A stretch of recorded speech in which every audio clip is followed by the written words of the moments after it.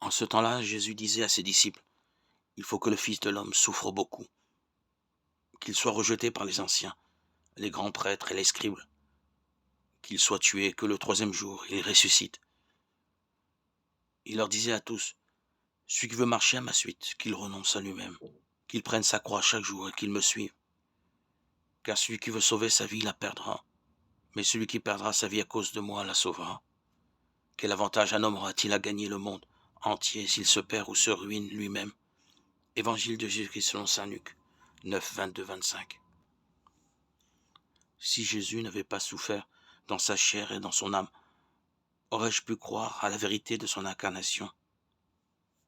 Il fallait qu'il connaisse ce que tout homme vit depuis le péché originel, qu'il éprouve ce que je ressens dans ma propre chair, pour y tracer un chemin de vie qui me conduit au royaume.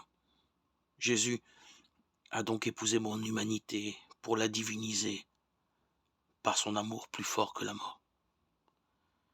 Merci Seigneur pour les combats spirituels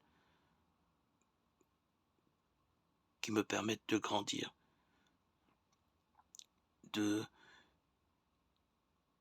m'améliorer dans mes vertus et devenir un modèle d'humilité comme tu l'as été. Qu'est-ce que l'homme pour que tu le connaisses, Seigneur? Le fils d'un homme pour que tu comptes avec lui. L'homme est semblable à un souffle. Ses jours sont une ombre qui passe. Psaume 85.